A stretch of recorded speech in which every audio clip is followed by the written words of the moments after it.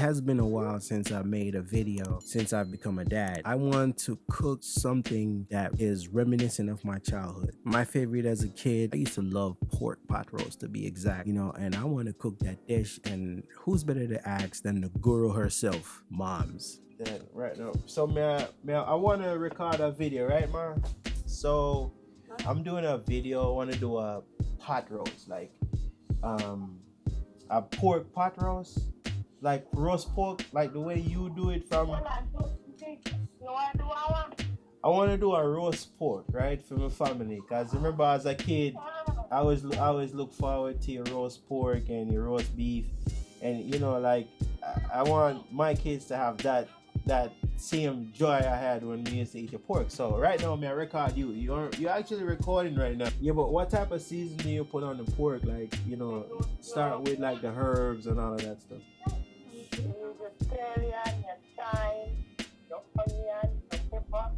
Yeah, you use the scotch. You use the habanero pepper. They call it the scotch bonnet. Scotch bonnet pepper. Yeah, and then like the thing is, what me I aim for, I don't want to use the like oven or back then, whenever I use oven, we use like. You heard the lady. Let's get cooking. There's something about the shun knife. Maybe it's the process of its creation, or who knows. For this first dish, I chose pork shoulder. It has equal fat and lean. In the Caribbean, we use the scoring technique to stuff roast with herbs like garlic, thyme, allspice. Add a little oil to help the season permeate.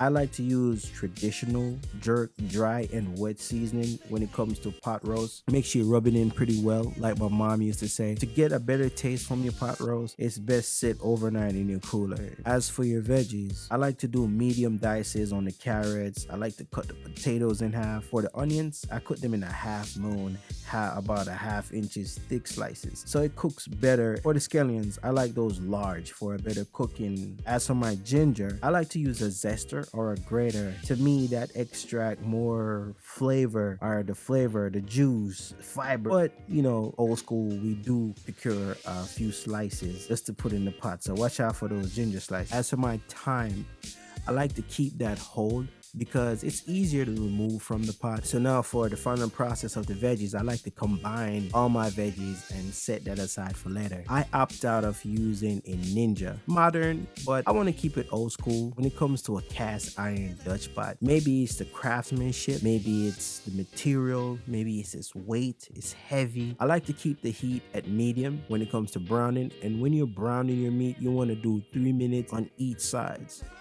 After your 3 minutes on each side, you're going to add all your veggies that you saved for later. All of it, stuffed it in there. Don't be scared. Stuff all your veggies in there. I use 3 to 4 cups of water or stock. For me, I use water. I let that simmer for about half an hour. This is the best part. This is where we slice your meat. I usually slice the meat and then I kind of set it back in the sauce, maybe simmer it for another minute or 2 or 3 minutes. It depends on how soft you want your pork. I don't want to cook my pork too much. Pretty much that's how my mom does her pot roast. I might move some of the recipe around just a little bit. I tend to stick with the basics. Looking at my kids, looking through their eyes and seeing myself or seeing the world makes me wonder who they'll become in the future. But for now, I let the future decide for itself.